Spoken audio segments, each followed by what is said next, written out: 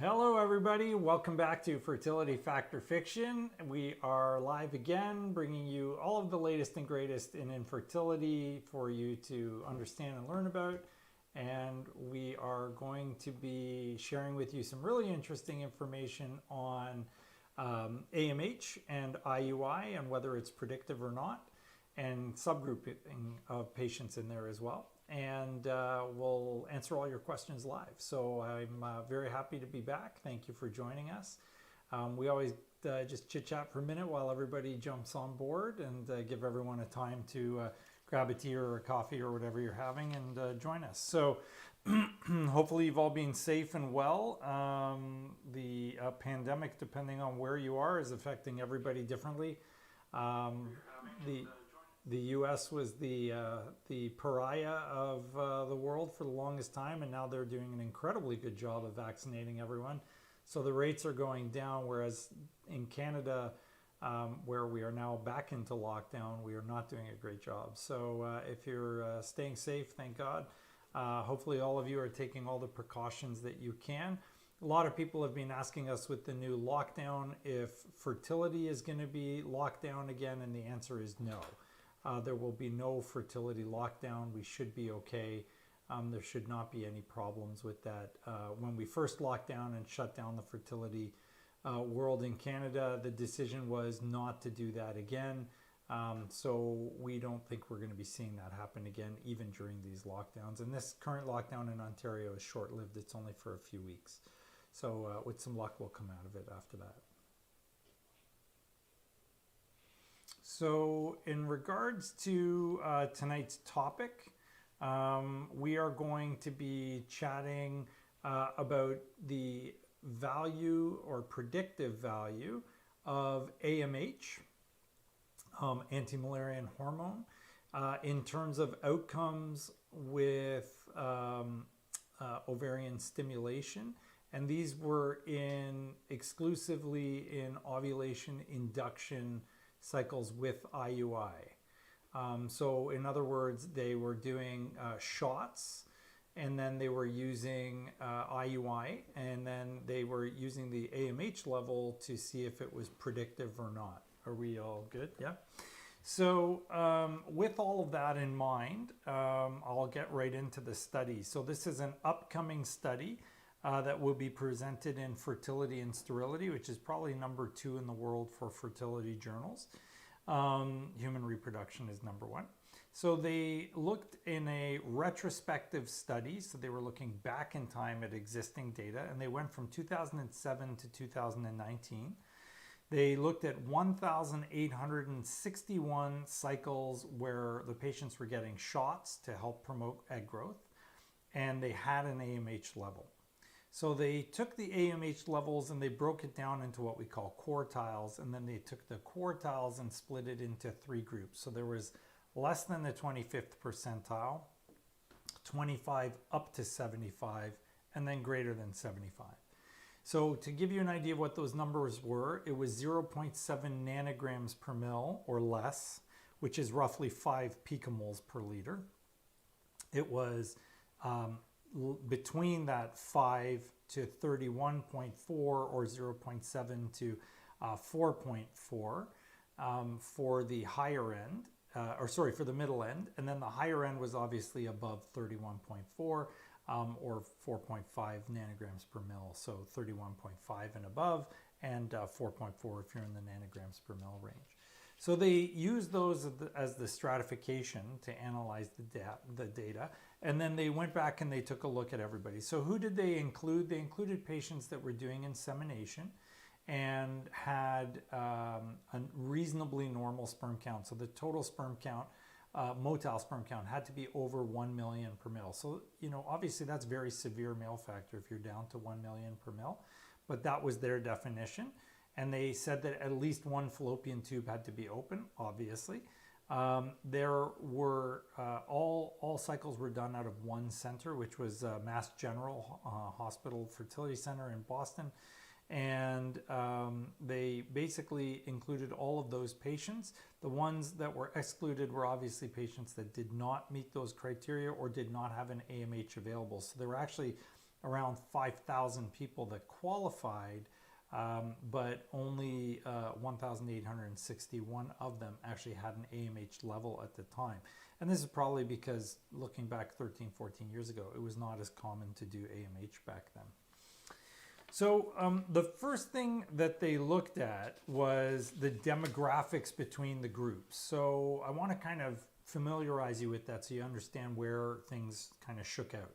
So in the low AMH group, average age was 37.9. In the medium one, it was 36.3, and in the high, it was 33.6. And obviously, that makes sense because the higher AMHs are going to be in younger patients, the lower ones in older patients. BMI, these were actually fairly lean patients compared to what we would typically see. So the average BMI in the low category was 25.9, the middle 25.0, and the high 24.6. So I can tell you that we rarely see patients in those BMI categories. So how applicable this is to the greater population is questionable because the BMI is a lot lower. Half or so of the patients had already been pregnant in the low group, roughly 44%, if almost 45% in the middle group, and only 37% in the high group. And then in terms of the amount of drugs and so on, obviously the lower group required more drugs, the higher group less. Estrogen levels were fairly close, but statistically different when they analyzed them. Excuse me. And then when they looked at the actual follicle numbers, it was 1.7 in the low group, 1.9 in the middle group, and 1.6 in the high group. So average number of follicles were pretty close to one another. And then when they looked at the live birth rates, they did not see a statistically significant difference. But you can see that there is a difference there in terms of the numbers. So 56.8 overall in the low group, 74.4% in the middle group, and 64.4% in the high group.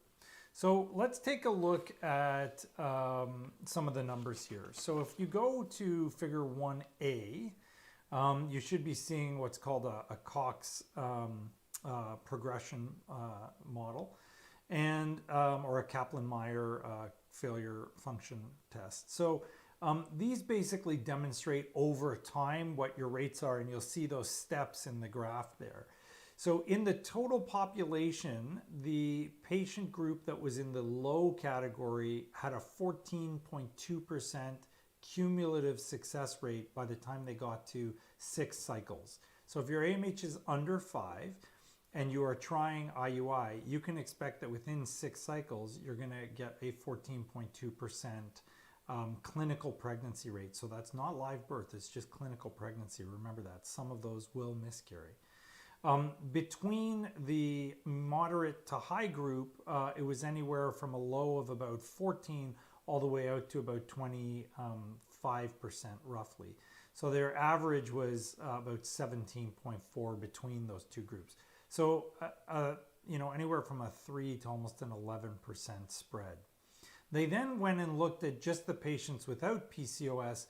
And when they looked at the patients without PCOS, it is statistically significant in the group that had the high compared to the group that had the low, but the middle group actually did not make a difference when there was no PCOS. So that's figure 1B. I think you're on that one already. If you go to figure 1C, this was the group with PCOS. So interestingly here, inside the PCOS group, even though they did demonstrate fairly high variations, and that's what that colored spacing indicates, there actually is not a statistically significant difference between the three groups. So if you walked in with PCOS, your chances of clinical pregnancy, statistically speaking, were the same between the medium, the high, and the low group. It made no difference. The final one that you'll see is 1D. And in this one, they used different reference ranges rather than their own quartiles. They broke it up into quartiles from a different paper, and it went anywhere from the middle one being less than 0.7, which was their own, or sorry, the low one, the middle one being 0.7 to 8.4, so almost double their range. and then greater than 8.4. And in that model, both the middle and the high are statistically significantly higher. Now, just to give you an idea of the actual numbers, if you look at just the total population with their original quartiles, if you're in the middle group, you have a 55% higher chance of pregnancy than the low group. If you're in the high group, you have a 70% higher chance of pregnancy. When they went down to this new assessment, it was 54% in the middle group compared to the low group, but it was 111% higher chance if you're in the high group, because they really have a very, very strong AMH level. I mean, 8.4 nanograms per mil AMH level is very, very high. Those are your very strong PCOS patients usually. Okay, so the other element of this that they evaluated was the miscarriage rate. So we'll look at table 3. Now, this is a bit of a good news, bad news scenario if you look at this table. So you'll see two columns there. One says unadjusted and the other one says adjusted. So what are they adjusting for? They're adjusting for risk factors such as age, BMI, smoking status, and so on. So when they did the unadjusted rates, if you were in that less than 10th percentile, you had a statistically significant increase in miscarriage.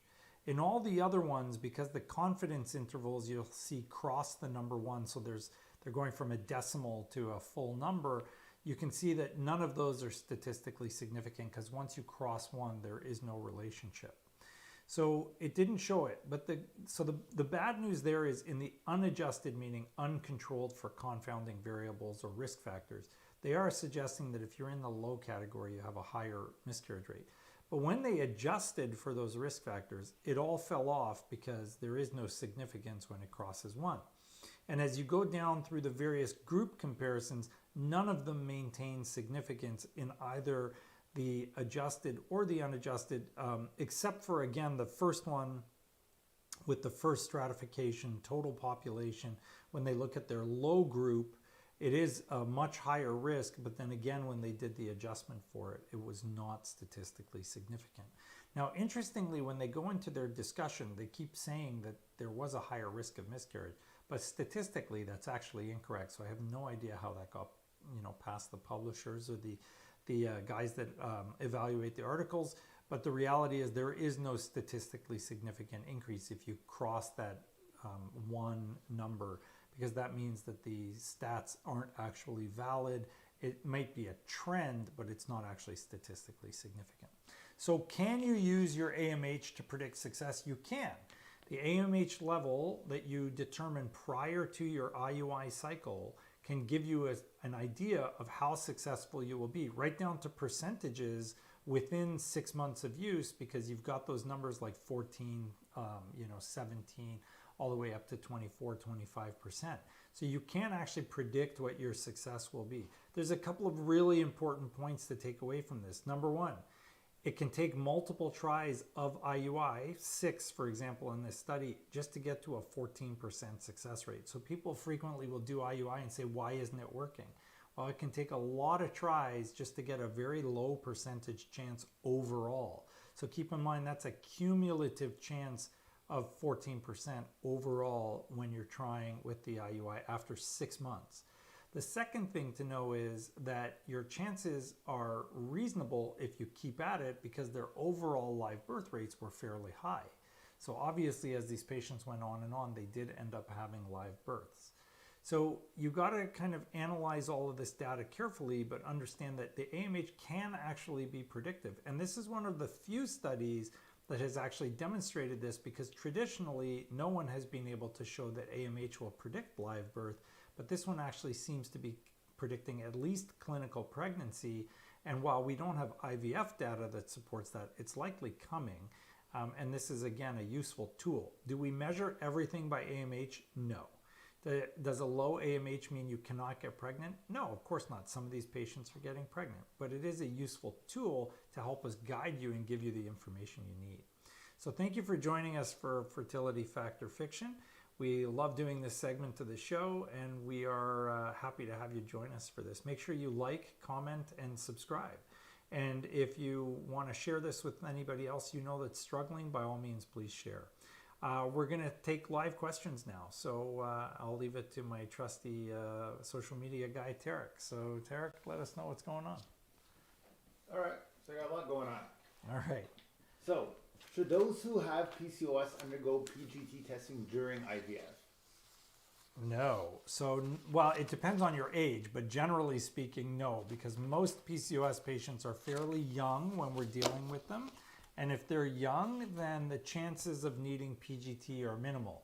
So if you are less than the age of 38 and you are going through IVF, there is no evidence whatsoever that PGT is beneficial or better than not doing PGT. Now, there are certain instances where it's reasonable. If you have a known genetic anomaly, you have a history of recurrent miscarriages, you've had multiple previous failures, you don't know why, absolutely do the PGT. But as a general rule for everybody, and especially for PCOS patients, there's no indication that it's needed, and there are certainly no studies I'm aware of specific to doing PGT in PCOS patients. So no, you do not need to do that. How long should a couple with PCOS and no male factor infertility try with the assistance with letrozole and ovulating successfully before moving on to IVF? Age 34 female, age 37 male. So I'd probably say it would be reasonable to do 6 months of trying on your own, and then maximum of 6 tries of IUI at that age, because after 6 tries there's actually zero benefit. And then if that hasn't worked, it's time to move on to IVF. Now granted, that's the gentle sort of structured approach to this. A lot of people would get frustrated if you told them to wait a year to get pregnant when they've already been trying for a while. So there's nothing that says you can't accelerate that. So a lot of people will try IUI only 3 times and then jump into doing IVF, and that's totally reasonable as well. And usually by the time you're coming to see us, you've already gone through a year or more of infertility. So make sure you kind of know your timelines. But with PCOS, because it's usually quite easy to regulate a woman's periods and get them pregnant, just taking letrozole alone for PCOS patients over 6 months has a 27.5% live birth rate. And that's from this study by Legro et al. In the New England Journal of Medicine from several years ago, where they compared it to Clomid. So there's nothing that says that you can't just try for a little bit and see if you can achieve success without having to invest a ton of money, monitoring, show up at the fertility doctor's office. I mean, listen, it's great for us, but it's a hassle for you guys. So it's not something that's mandatory. Question from Instagram. Question from my husband. So from Instagram and from her husband. From her husband, yeah. All right. After having 2 girls, is it possible to pick the gender, aka a boy, to run the family farm? No. So, well, I shouldn't say no. It is possible. The problem with gender selection is that you need to have PGTA, which could be potentially harmful to your embryo. And then on top of the fact that you need the PGTA, you have to select only the boy embryos that are genetically normal and then put those in. So you may not even have any boy embryos, but assuming that you do, it can be done technically. So number 1, it's very costly. Number 2, it's very invasive. And number 3, in Canada, it's very illegal. So we cannot do sex selection here. It has to be done in the United States. Yeah, and I generally try and dissuade people from doing it. But if you feel like you want to do it, you can do it. Is acupuncture on the day of FET before and after recommended? Yeah, so we've talked about this on virtually every show. So if you ask the acupuncturists in our office, we have Dr. Jennifer Strong, naturopathic doctor. We work with Mary Wong, who was on our show a couple weeks ago in Toronto. So yeah, I mean, if you ask the acupuncturist, they will all universally tell you yes. The data is kind of sketchy here because there are some studies that say yes, some studies that say no. The reality is that overall, we feel that if you are less stressed by taking or doing the acupuncture, then by all means do the acupuncture. But if you find it kind of stressful or you're cringing as they're tapping the needles into you, then don't do the acupuncture. So if you find it helpful, do it. And if you find that it's not, de-stressing you, which is likely where it has the most benefit, then don't do it, because if it's not helping you, then you're not benefiting from it. And it may make it worse if it's increasing your stress. How common is second baby infertility, and what can we do to increase our chances? That's too broad a question because I don't know what the first reason for your infertility was. So it can happen. Secondary infertility is very common. It's a large percentage of the patients that we see. It can be from couples that previously did not have infertility. It can be from couples that previously did have infertility. What can you do to increase your chances? So all the usual stuff. So no smoking, no drinking, no drug use. Eat a healthy diet, Mediterranean preferred. Stay on loads of vitamins and supplements, melatonin, vitamin D, coenzyme Q10, folic acid, iron, for the guys, zinc, L-carnitine, again, coenzyme Q10, loads of vitamin D, C, A, all of these things, even E, can help with improving sperm quality. It can improve egg quality and so on. So all of those things are reasonable. Keep the testicles cool. Ejaculate every 2 days or have sex every 2 days. Around your ovulation every day. Keep your stress level as low as you possibly can. Those are basically the things that will help you achieve success on your own. Do you require a full cycle on birth control in order to start STIMs? Context. Scheduled to start IVF monitoring first week of May, and current period is late. So we'll be starting birth control late. We don't have to. No, you don't need to be on a full cycle. We've started patients after only 10 days of oral contraceptives, and there are studies that show that that's okay. So no, you don't have to be on it for a long time. We typically like to keep you on it a little bit longer just to make sure everything's controlled, but it doesn't have to be a very long time. Good question. How much melatonin is recommended to take? 3 milligrams a day. Some people take up to 10. But the studies are mostly done with 3, so we focus on 3. But if you want more, melatonin's not harmful in any way. If you only have one fallopian tube, does an egg drop every other month, or is it random? So you will always have an egg drop every month, regardless of how many fallopian tubes you have, or else your periods would be irregular. But you will typically alternate ovaries in terms of which one has the dominant follicle that's releasing. So if it's on the left this month, it'll be on the right next month, and then back to the left, and then back to the right. Interestingly, we do know that a fallopian tube on one side can actually pick up eggs from the other, because people with one fallopian tube and one ovary can still get pregnant naturally. We don't know how that works or how often it works, but it does happen sometimes. Would there be any differences in testing prenatal appointments in low AMH patients once actually pregnant? Appointments. What? Would there be any differences in testing prenatal appointments in low AMH patients once? Oh, yeah. No, not at all. I mean, if you have a low AMH, the question is, if you have a low AMH, do we alter our testing schedule or our appointment schedule once you're already pregnant? The answer is no. The only thing that we've reviewed on the show just a few weeks ago, and is probably coming out more and more, is that patients with low AMH may, emphasize may, have a difference in the quality of the eggs, and as a result there may be differences in the genetic component of the eggs. So if that's the case, then getting the NIPT or your maternal serum screen or early first trimester screening, whichever screening you're doing, to make sure that the baby is genetically normal would probably be advisable, but you're not at a higher pregnancy risk because your AMH is low. That's a great question. I want to reassure everybody out there who's watching, just because your AMH is low does not mean you can't get pregnant. It does not mean you can't successfully deliver a happy, healthy, completely normal and very smart child. I just received 50 milligram capsules of inositol. What is the dosage for PCOS patients? Once a day or twice a day? I'm in my 40s and finished having children. So it depends on your inositol type and product. 50 milligrams is quite low. Usually it's like in the 1,000 range. So PMG. 50 PMG.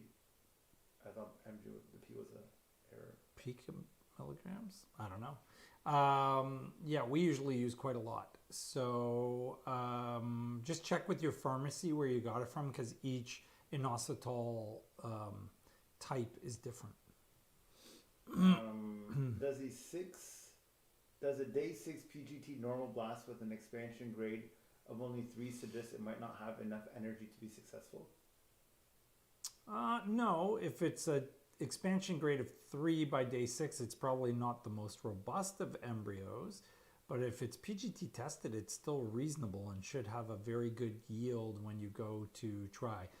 There's actually a study available now in human reproduction that reviews the fact that embryos that are even lower quality, so forget the PGT part, embryos that are just low quality actually have a very good chance of becoming live births.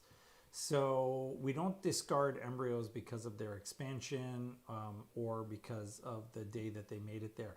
Certainly there is a difference between day 7 and day 5 and day 6, but day 5 and day 6 have a relatively smaller difference in success. Most people believe there is some, but expansion grade of 3 is still pretty decent. The 50 milligram inositol clarified. I have received 500 milligrams. 500. That makes more sense. That's what I thought. So you want 2 of those a day. Yeah. I had an FET with 1 euploid 5-day blast Friday on 1 mil PIO a day. P4 level 40 ng milliliters day before FET. Today P4 level was 17 nanograms per mil. Is this concerning? Does a drop in P4 days after FET affect implantation? That's dwindling a little bit, but in the nanogram per mil range, you want it between kind of 10 and 30. So you are between that range, so you should still be okay. Yeah, I wouldn't worry about that. That's still a reasonable range for your progesterone level. Okay. Wow, so many questions. Just move my cursor all the way down. Okay, what is considered low AMH, and what range is considered normal? We use the picomoles per liter version of it. So that's roughly looking at somewhere around 5 and lower. If you are less than 5 picomoles per liter, that's considered low. If you are less than 2, it's very difficult to get pregnant. So the standard definition for poor responder or diminished ovarian reserve hovers around the 5 mark. How long do you recommend trying naturally after laparoscopy and stage 3 endometriosis diagnosis? Ooh. 1 failed IVF cycle prior to LAP without frozen embryos and low AMH. Oh, I'm sorry. So first of all, my heart goes out to you. I'm sorry you're suffering with the endo. That's terrible. And I'm sorry your last IVF cycle did not give you the results you wanted. So in that scenario, I actually wouldn't recommend waiting at all. There's probably limited benefit to the surgery alone. And if you already have low AMH, waiting is just going to compromise your AMH even further. So if you can afford it, I would jump right back into IVF. If you cannot afford it, brief wait, maximum 3 months. Keep in mind that while you're trying, even naturally, your endo is getting worse. So you've now healed it, cured it, taken out as much of it as you could with your surgery. And then while you're waiting, it's actually not getting better, it's getting worse. So you don't want to wait very long, and your ovary is declining as well. What are your thoughts on assisted hatching and embryo glue? Okay, so we reviewed embryo glue a few months ago. There is a YouTube on our channel on embryo glue, so that's available. You can check that out. It does look like it's beneficial, so I am a believer. It's expensive, and our success rates, even without the embryo glue, are off the charts. So we don't need it, but if your program doesn't have quite as robust a result, then it might be useful for you. With regards to what was the other part of it? The first half of the question? It was embryo glue and assisted hatching. Oh yeah, assisted hatching. Yeah.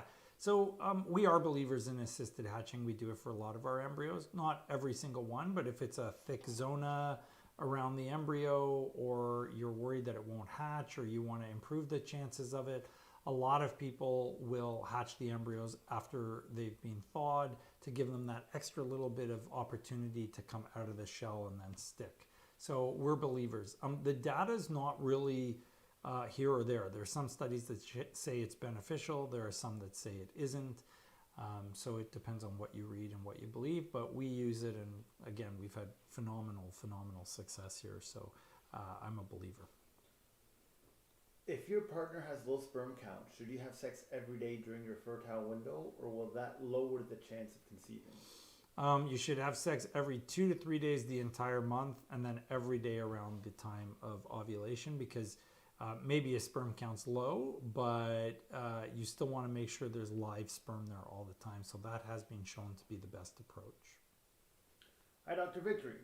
Is there a certain brand of vitamins that you recommend? I seen CoQ10 at Costco and was tempted to buy it, but didn't Kirkland know brand. what to look for, or if it was a Weber brand, I believe. It's probably the Kirkland brand. So there's this great company called Theralogics out of the US, and they make a product called Neo Q10. And they used to go to the various conferences and so on and show Costco brand Q10 and their brand of Q10. And they would drop it into a glass of water, and they would show that the one that they dropped in would immediately dissolve, meaning it's very easily absorbed, and theirs would literally Costco would turn into chewing gum, like not a drop of it was being absorbed. So vitamins do make a difference based on brand. I don't use Theralogics anymore because it was actually so strong, half of our patients started getting a rash, so we stopped using it. But there are different vitamin brands, there are different products. We actually have a dedicated video on prenatal vitamins on our YouTube channel with Dr. Jennifer Strong, where we reviewed the different concentrations and costs and everything. So I recommend you check out that video if you're thinking about a prenatal. For coenzyme Q10, just find one that is well absorbed. But aside from that, no, it doesn't really make a huge difference for the rest of the vitamins. You just want one that's got enough of everything to give you the very best chances possible. I know our naturopathic doctor likes the NFH products. I don't hold stock in any of these or promote them anyway or benefit from it in any way. We use a lot of Fertile Pro. For the guys, we use Pro Fertile. That's also a great product. So we've got all sorts of different options available, but I talk to my patients about Pregvite 5, Materna, Centrum. There's loads of vitamins, and they're all basically the same. Actually, for some of our patients who are very nauseated from the vitamins, we actually use Flintstones all the time because nobody ever gets pukey when they're taking Flintstones. So if you take a couple of Flintstones, it's the equivalent of taking one adult vitamin. So we use Flintstones or gummies, and that's very common for us to get people to be able to not have the nausea that comes with the pregnancy. So I just have at the bottom here the prenatal video for people to see what it looks like. Oh yeah, so you can see it on the bottom there. You'll see our video for the prenatal vitamins. Just click on that link and you'll be able to watch that video. Okay, next question. Multitask. Okay. Yeah, here we go. Are you able to predict how many eggs I will produce during IVF? I'm 39 with an AMH of 11.6 picomoles. In a previous IUI, I produced 2 to 3 eggs, and one time 5 eggs. 39 AMH of 11, you should be able to produce somewhere around 6 to 10 with an IVF stimulation. I'm guessing, and I don't have my crystal ball with me today, so that's a tough one to answer, but generally speaking, you should be able to produce probably somewhere between 6 to 10 eggs. So I would certainly anticipate that. If you don't get all of them in the first run, you may want to consider DuoStim. We have a DuoStim video too. And we use a lot of DuoStim because we discount it for our patients so they can do better. Patients love it because they get 2 cycles back to back for less than the cost of 2 cycles. And we've had some very, very impressive results from that with patients that had very poor embryo development from the first cycle and then had amazing embryo development in the second cycle. So we do recommend it when it looks like that's something that you would benefit from. Yeah. I was trying to load it all over. You just went too fast. Next question. your clinic's live birth rate? Question mark. So our live birth rate has yet to be determined because we started our IVF program here in December. I can't tell you what our live birth rate is yet because we haven't had a whole lot of live babies born, thank God, which is a good thing because it's so early. I can tell you that right now our success rates are extremely high for our general program. We are over 80%, and for our donor and surrogate program, it's even higher. So we have very, very, very high success rates. For prenatals, right now I'm on the ones recommended from your pharmacy, but Sure. I'm finding it very difficult to take. Yeah. Are all prenatals similar? And is it okay to switch halfway through? Yeah, actually somebody else asked me that today. Great question. Thank you for sharing. It's totally okay to switch halfway through. You can drop one and start the other, and there's no harm from that. Not all prenatals are the same. There are various doses and concentrations of every single element of each prenatal. So again, if you're finding that very difficult, either take the gummies or just take Flintstones. If you want a specific difference in the vitamins, then you can certainly try any of those brands that are in our video.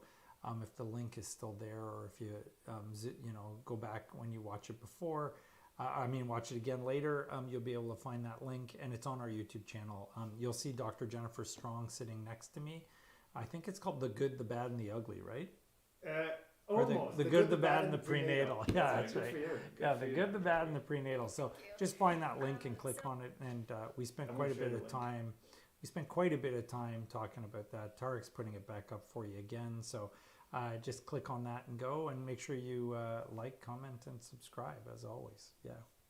So the link is shared for everybody. They can just click on it. Perfect. You can see it right there. Okay. Let's go to Instagram. 35-year-old female, FSH high and AMH is low. Would this make me a poor IVF candidate? It depends on how high and how low. So a high FSH and a low AMH means that you probably are suffering from diminished ovarian reserve. So depending on how elevated your FSH is and how low your AMH, yes, you're not going to be an ideal IVF candidate. That doesn't mean you shouldn't do IVF. In some cases it's reasonable, in others it isn't. But you need to talk to your doctor to make sure that you are aware of what your chances are. So it's pretty easy to figure it out by talking to someone. And you can calculate based on your age what your chances will be, including how many eggs you will make. In order to help patients with this, we actually created this video called Embryo Math, which is on our YouTube site again. It's super easy to see, and I actually think that is my favorite video of our whole series, because it's a PowerPoint presentation where we actually work out the math of what your chances are, looking at just statistical averages for women of all different ages. And we broke it down into like a less than 35, a 40, and a 43-year-old. And just without even looking at the AMH, just talking about what your chances are based on the average number of eggs retrieved per age group, what are the average number of embryos that are made, how many are euploid, and then how many euploid embryos does it take to make it to a live baby. So check out that video because it'll give you pretty decent insight, and you can kind of reverse engineer your own math from the graphs I should say that are there, to figure out what your chances are. So check that video out. It's called Embryo Math. I think I'm in a black shirt.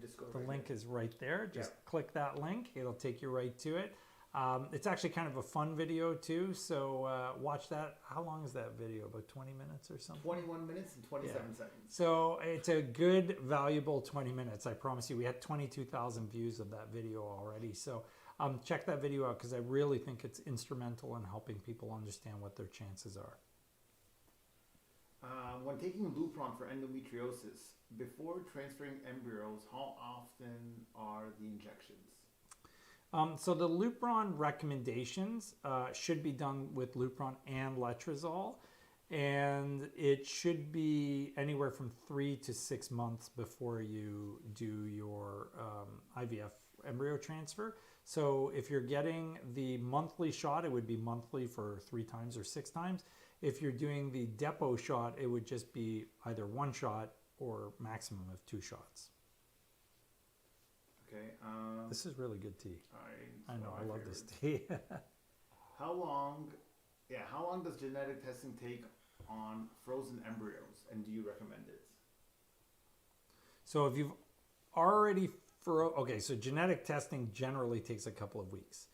However, if you have made fresh embryos and you are biopsying those embryos and then freezing your embryos, you're going to wait a couple of weeks to get an answer. If you are already in possession of embryos that were not biopsied and you're looking to thaw them, biopsy them, and then refreeze them and then rethaw them, I don't recommend that. I think that's crazy. So look, embryos are great little creatures and they can handle a lot that we throw at them.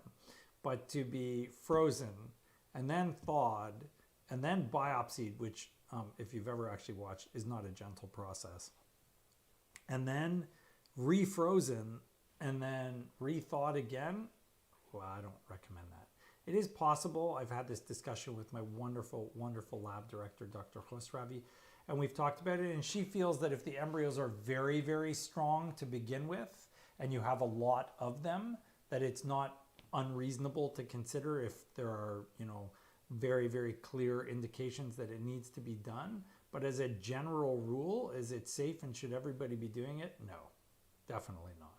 So I would only do that if you really needed to. Probably the best example of this would be donor embryos. So let's say we had a bunch of embryos, because we actually do, that have been donated for use, but they were never genetically tested, and they're from someone that's a bit older. So the recipient couple now says, well, how do I know which ones to choose? The answer is, well, we could thaw them all, biopsy them, refreeze them, but we could lose the whole population of embryos. So I don't recommend we do that. Is there a cost implication for you as a patient? Yes, because we could be transferring embryos into you that are not genetically normal. But I think from a success standpoint, it just doesn't make sense to me to do all that freezing, thawing, biopsying. It's a lot of torture for an embryo. Hi, Dr. Victory. I'm 26 with PCOS in an area to 70. We have just done our first IUI with your clinic Saturday. I must say, a fabulous experience. Oh, great. Yay. Great staff. Thank you, staff. And Tarek is awesome. No mention there. Okay. We are hoping for a positive outcome.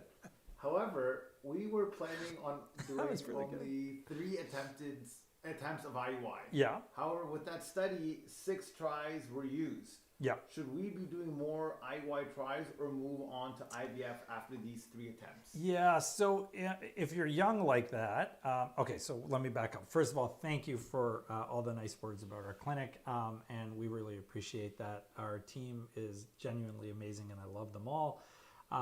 And so thank you for everyone that participated in that, and really thank you for sharing that with everyone out there. In terms of IUI, I normally like to do 3 cycles before we start considering something else. And at that point, we rediscuss with you what your options are. So if you did, for example, pills for 3 cycles, it's totally reasonable to consider doing shots for 3 cycles again, and then move to IVF. If you already did shots for 3 cycles, I would not tell you to do more. I'd actually probably tell you that it makes sense to move towards IVF.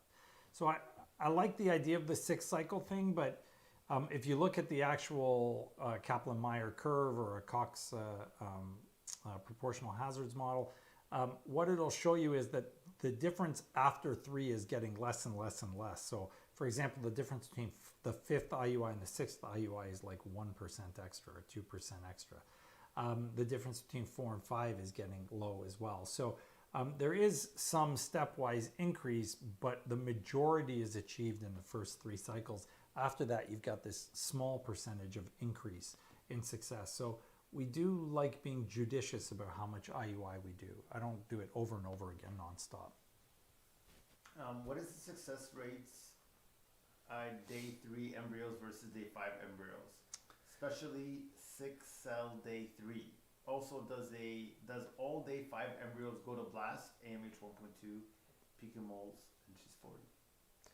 Okay, so let me answer that in sequence. So no one can tell you what the difference between day 3 and day 5 is, because you would have to have the same embryo on day 3 and on day 5 and then know what the chances were, which is biologically impossible. So the best we can tell you is the comparisons between day 3 and day 5 embryos are stronger because they made it to day 5, so they tend to do better than day 3. Should everybody be taken out to day 5? No. There are some patients where when you grow their embryos out in the lab, they just don't do well. And when you put them into the uterus, they actually do perfectly fine. So in some instances, transferring in a day 3 embryo is actually completely logical and reasonable. I was just discussing this actually with Dr. Khosravi, our lab director, because we were saying, what should we do with our natural cycle IVF patients? So in a natural cycle IVF patient, the question is, you've taken the egg out, one, you've made it into an embryo. Should you put it back in after day 3, or should you put it in after day 5? Should we PGT test them or whatnot? So I think what we kind of thought is, if you have the embryo made and the patient does not want to do PGT testing, there's really no benefit to keeping it in the lab till day 5. You may as well put it in on day 3. But if they want PGT testing, obviously you need to grow it out to blastocyst. The other part of that question is, is there a guarantee that growing an embryo on day 3 to day 5 means it will turn into a blastocyst? Absolutely no. So there are many embryos where they're doing fine until day 3, and then they do terribly getting from day 3 to day 5 or day 6, and they can arrest. So no, there is absolutely no guarantee that you will go from day 3 to day 5. In fact, if anything, there's a guarantee in many instances you will not. So there is some risk you're accepting in going to day 5. The big question is, if it didn't make it to day 5, would it have made it inside you? And the answer is, we really don't know. Some people would argue yes, some people would argue no. It's hard to know because there's no way to gauge that. Your age of 40 and your AMH level being in the 1 range, that would definitely make it more difficult to achieve success. So normally in a case like that, we would look at doing natural cycle IVF with you. And if you wanted the PGT testing, which I do believe is recommended, I would go ahead and do natural cycle, PGT your embryo, do it a couple of times, save up your embryos, see what you get. No question. Oh. Just want to say, having you as a doctor has made my journey feel much more hopeful and way less alone. I appreciate everything you have done for us. Thank you. That's so sweet of you. I appreciate that. You know what? I love what I do. I never get tired of what I do. I'm always happy to help. I'm here pretty much till 6 or 7 every night. Even on the weekends, it's kind of 24/7 job, but I have an amazing wife. God bless you, Wendy, and some pretty amazing family and kids. And I have the amazing Tarek here as well. So, you know what? We're surrounded by good people. My team is incredible. We just keep growing. We are now up to 26 employees, which I never thought in my life I would be overseeing 26 people. But you know what? We have a great team, and everyone we bring on is 100% interested in achieving success. So we really bring people who want to make this something wonderful for you guys.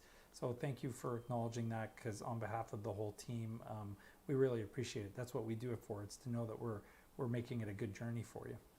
Thank you. Next question. Yeah. 3 nanograms per mil is my AMH 28. That's great. At 28. Is this borderline PCOS? Ultrasounds have never revealed cysts. Okay, so it's elevated. It's a strong AMH level. Is it PCOS? There's no way to know, because PCOS has all sorts of other criteria, and actually AMH is not one of it. But cysts, PCOS is the worst term ever for that disease. So it is polycystic ovarian syndrome, but they're not cysts. They're little tiny eggs. So if you look at God, I never tell anybody to do this, but maybe you can pull up a PCOS image on Google, like an ultrasound image of a PCOS ovary.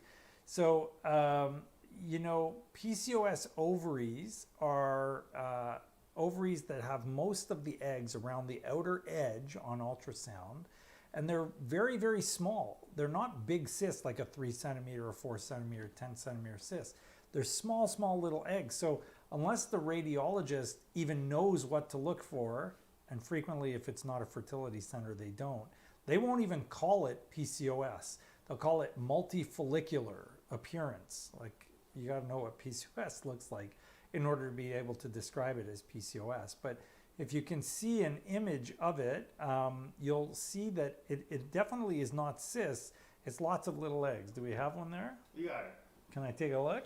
It's a drawing one because time is of the essence. Yeah. But it's So that's kind of the appearance, and it's called string of pearls. So it's a bunch of small little eggs in a row all around the edges of your ovary. It has nothing whatsoever at all to do with cysts.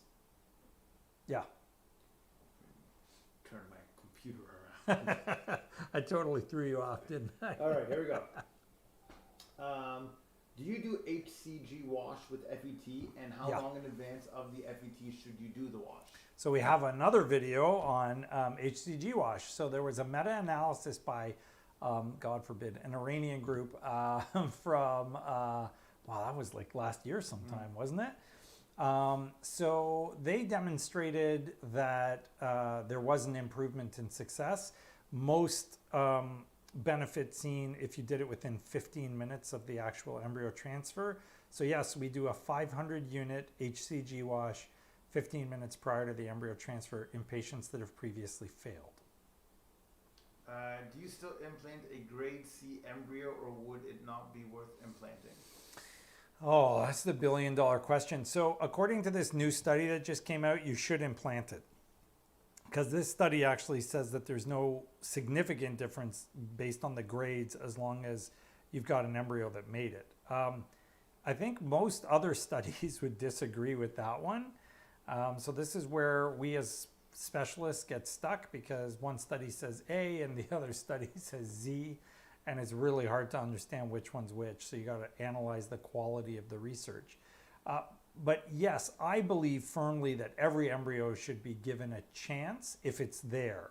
Now, do we keep CC quality embryos? Generally speaking, we do not. But based on this most recent article, we may change that as well to hang on to them. The problem is most people would argue that the chances are lower. And so the question becomes, is it better to spend your money or your time on creating new embryos, or should you try with the one that you have? And I think that's an individual level question. It depends on, can you afford another cycle of IVF? Do you have coverage for the drugs? You know, how good is your ovarian reserve? How many of your embryos were good quality that you were left with the one bad quality one, or were they all bad quality from the start? In which case, doing another cycle may not improve that. You may as well use what you have. So you got to kind of do the mental flow chart. I always, you know, I'm either cursed or blessed with this, but I think in my head in terms of flow charts. So here's my problem, here are my options. If I do this one, it could be this, this, or this. And if I do that one, it'll be that. So that's the way you need to think about it to kind of sort out what's going to work or not. Is this show pre-recorded? No, I'm live right now. This show is not pre-recorded. We answer your questions live. So ask a question right now and we'll probably find you at the bottom of the list and answer. But no, we never pre-record this show. The only one that actually was pre-recorded was Embryo Math, right? Yeah. I don't think we've ever pre-recorded anything else. That wasn't a fact or fiction. No, and that wasn't a fact or fiction. And my surgery videos are not live because I can't do them live. But, well, actually, we probably could, but we don't. So in any event, no, everything we do on this show on Fertility Fact or Fiction is always live. We never pre-record. And we're actually the only ones that do the live show, I think. When getting assistance with fertility, is it recommended for the male, the abstain from alcohol completely, or can I have the occasional drink? No. Slightly low sperm count. No, zero alcohol. So I always tell people this. Okay, so first of all, we know that alcohol is bad for the sperm morphology, 83% increase in the number of abnormal sperm forms. We know it's horrible for the sperm DNA fragmentation, but more importantly, alcohol is a class 1 carcinogen. It actually is known to cause 7 different types of cancer, like definitively associated with 7 different types of cancer, and they actually think 11. So we use hand sanitizer now more than ever in the history of humanity because of this darn coronavirus. What do you think hand sanitizer is? It's mostly alcohol. So if it's good enough to kill probably one of the worst pathogens to hit the earth in, millennia, then think of what it's doing when you actually just take it and put it inside you. So it's not there to help keep tissue healthy. It actually kills tissue. It kills viruses. It kills bacteria. Well, it kills your cells too. So do not drink alcohol at all. My recommendation would be in general, but definitely not around the time when you're trying to conceive. For guys that have heavier alcohol consumption, there's a 52% increase in the risk of fetal cardiac defects. So you don't want to be drinking around the time you're making a baby. ERA test, what do you recommend for your patients? ERA test or the matrix? Okay, so those of you who are faithful observers of the show will know I hate the ERA test. So the ERA test is bogus. There is not a single study out there that has statistically supportive evidence to do the ERA test. The ERA test should be dead. Their own study failed to show a benefit, and that was a randomized controlled trial. So do not do the ERA test. Matrix we're actually just trying out now this month. So we'll let you know when we see what the results are like. The problem with all of these things is if you're getting a 30% success rate with your embryo transfer and you go ahead and do something and now you've gotten a 40% success rate, you just improved your success rate by 25%. I mean, that's huge, right? So yeah, like I would do it all the time. It makes sense. But we're getting over 80%, guys. So it's going to be pretty freaking incredibly impressive to take us from, let's say, 80 to 90, where I'm going to say, okay, this is making a big difference. Sure, every percentage counts, but I'm not going to get a 25% increase at 80 because I'd be over 100. So, it doesn't make sense. So you got to kind of calculate what the impact of every single thing is based on your existing success rates and what you're doing. We have this incredibly holistic approach here, which I couldn't achieve at the last center I was at because they wouldn't listen to what I was asking them to do. But now we've got these phenomenal success rates because our team as a whole is an amazing team. And we are putting together a whole kind of package with vitamins and supplements and acupuncture, naturopathy, the HCG wash, the melatonin, all the stuff that we talk about on this show, I've actually integrated into our protocol to make sure that we are giving patients the very, very best help that we can. And it's working. Like it's totally, totally working. Our success rates are higher than anyone's I know of. Hello, Dr. V. What's the success rate of 3 versus 5? I think that's... We asked that. We did that. Yeah. Does a Clomid cycle need to be monitored? My OBGYN says no, but my RE says yes. What is your opinion? Okay, so does it have to be? No. You can easily just monitor with an ovulation predictor kit and fire away. I will tell you that the data, the research out there actually supports not monitoring, and that you're perfectly fine to just go ahead and take your Clomid, have sex every couple of days and try, and your results will actually be better than being monitored.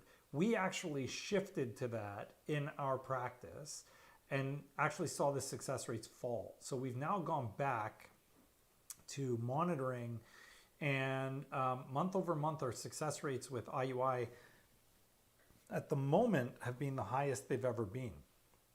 So we're doing very, very well with our IUI program. On average, overall, month over month, I haven't gotten like a long-term thing, but the monthly data coming out is incredibly robust, and we're doing really, really well. Well above the numbers that were in this study, for example, that we just reviewed. So I think that you can do a good job. You just have to be super careful and make sure that you're doing all the right stuff. Hi, Dr. Victory. Is PGT testing warranted for embryos from a 21-year-old egg donor and a 38-year-old Oh, hell sperm? no. You don't even have to finish. Absolutely not. So a 21-year-old egg donor probably has somewhere around the 15 to 20% chance of yielding an aneuploid embryo. Why on earth would you do that? That makes no sense whatsoever. Do not do it. It's a waste of time. It's a waste of money. It's invasive. I can give you loads of stories of people that came to us who previously had done PGT and it was not beneficial. They didn't even get pregnant with donor eggs. And then we took them and did it and they got pregnant. So don't do PGT. It's not necessary. Hi, Dr. V. Do you recommend 1 or 2 embryos for a fresh transfer? I'm 38 years old, unexplained infertility other than advanced age, 4 AA untested embryos. So you're borderline. I would probably in that circumstance recommend 2.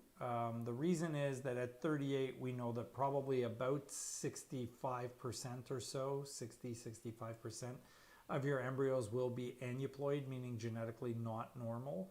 So out of every 3, 1 would be normal. So if you're putting in 1, you're kind of rolling the dice. If you put in 2, you're hoping at least 1 of the 2 is genetically normal. So I would, if they're untested, I would support putting in 2 in a 38-year-old. We normally push very hard for just 1, and certainly if they're PGT tested, you should only ever put in 1. But in a 38-year-old untested, even with great quality embryos, I would still probably put in 2. Keep in mind that those gorgeous, beautiful embryos don't necessarily mean that they're genetically normal. I just got results back from one of our patients today who had loads of beautiful embryos, but unfortunately very low yield of genetically normal embryos. So just because they look amazing doesn't mean they're genetically normal. How early after the transfer can you have the COVID vaccine? Thank you. So we don't know. We're telling our patients to hold off until they're past the first trimester, but nobody knows. And there are patients getting it in the first trimester. So I haven't had anyone come in saying, oh my God, something happened, but we're probably trying to wait until they're well into the first trimester or just after it. Diagnosed with endometriosis, lesions removed laparoscopically and 18 months ago. 3 failed IVF attempts on my last implant now. Wow. What can you do to see if it's endometriosis related? Do you investigate laparoscopic surgery for endometriosis? Yeah, so I'm an expert laparoscopic surgeon, minimally invasive surgeon, so I frequently will do laparoscopy on my endo patients to improve. Lupron and letrozole will help. N-acetylcysteine, NAC, the supplement. Turmeric or curcumin powder, that's very beneficial. Probably coenzyme Q10, so there are some supplements you can take. Super healthy diet. Make sure your weight is low, your stress level is low. The naturopaths can often help you. Traditional Chinese medicine can help you. So there are some things we can do to tweak it in a very holistic approach to things. So all of those should be used. I would want to sit down with you and go through every single detail of all of your cycles to know what's going on. If they weren't able to get at all of the endo, then you may need an immune protocol plus the suppression I talked about at the start, which is the Lupron and letrozole for 3 months or 6 months first. So the endo patients are the most important ones. There's a fertility center not too far away from us that shall remain nameless, of course, which frequently takes endo patients and does a fresh embryo transfer on them. Okay, so endo is 100% fed by estrogen. When is your estrogen level highest? Right when you're at the point where you're doing an egg retrieval. So when you're going through an IVF cycle, we are intentionally jacking up your estrogen levels because you're producing multiple follicles. So taking an embryo and putting it into an environment in which your immune system is in maximal overdrive, trying to quell the effect of the estrogen on the endometriosis makes absolutely no logical sense whatsoever. So doing fresh embryo transfers in severe endo patients is actually maniacal. Like, it makes no sense at all. So those patients should all be getting frozen embryo transfers. They should take the time to suppress or treat surgically the endo and then go ahead. It does not make sense to do it fresh. It does not make sense to do it without some kind of treatment or suppression to treat the endometriosis. Do you typically recommend PGTA testing for anyone over 40 at your clinic, especially those who respond well and have high egg yield? Earlier mentioned PGTA process may damage the embryo. I do when you're over 38. So for me, the threshold is 38, and it's a numeric threshold. At over 38, 1 out of every 3 embryos is going to be normal, 2 are not. So there's a financial part to it, there's a math part to it. It just makes sense to know which ones are good, which ones are not.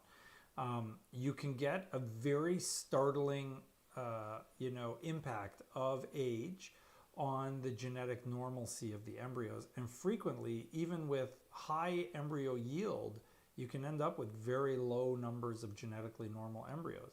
I've had patients where we sent off 10 embryos and 1 came back normal and they were 39. So regardless of whether you're producing a high number or not, if age is involved, you should be doing the PGTA when your age is higher. Do too many egg retrievals cause cancer? I've had a lot of egg retrievals. What can I do to screen or look out for cancer? So we just did the fertility and cancer video 3 weeks ago? Yeah. 3 or 4 weeks ago.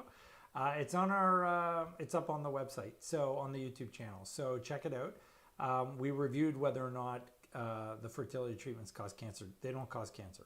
So no, it's not something you need to be worried about. Having said that, guys, there's a whole other element to this, which is stress, which can cause inflammation, and inflammation from whatever's going on in your body, and yes, of course, repetitive ups and downs of hormones and poking and prodding and all that stuff. It can't be good for you overall. So we do get patients that come to us saying, look, we've heard you're really great. We want to work with you. We did 9 cycles of IVF. And right there, I'm kind of like, whoa. 9 cycles of IVF. That's an insane number of IVF cycles. Like, I wouldn't let one of my own patients do 9 cycles of IVF.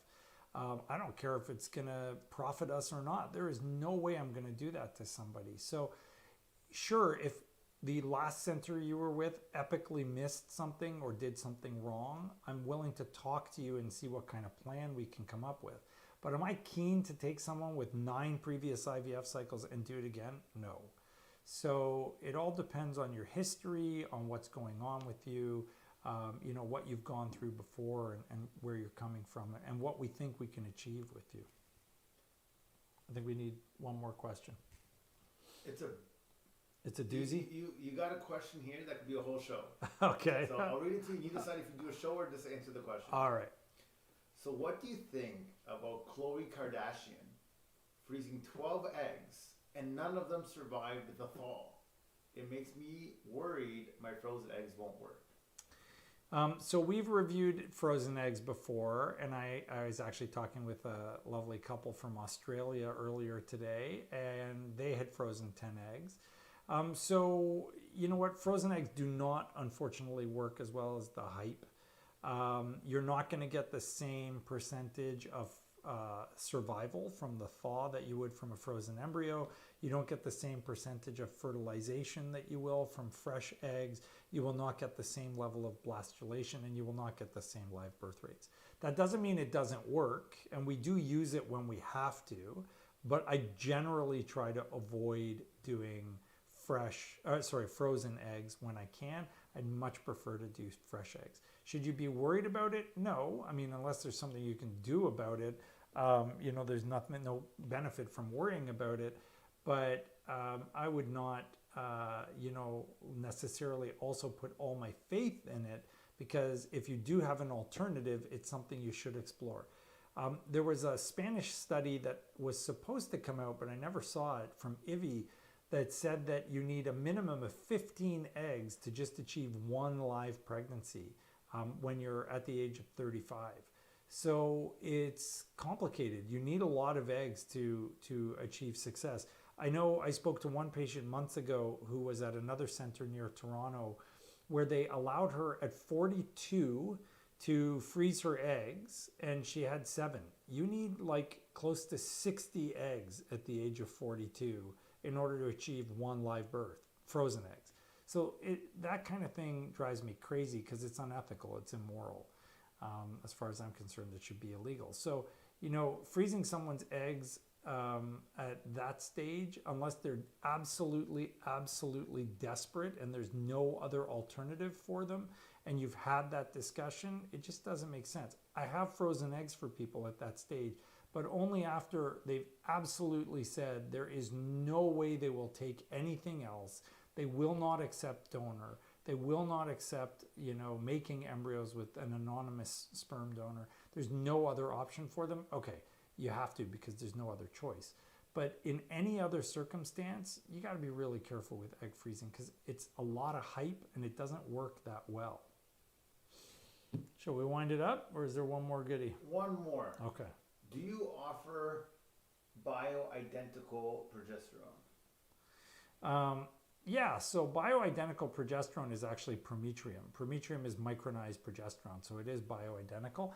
You can also get compounded progesterone, but we use progesterone in oil as well as vaginal progesterone, and it's the oil-based one that's probably doing the most, not the vaginal one. If you want a synthesized one made in a pharmacy kind of lab scenario, yeah, they can create bioidentical progesterone for you. Listen, the bioidentical hormone thing is pretty much a scam.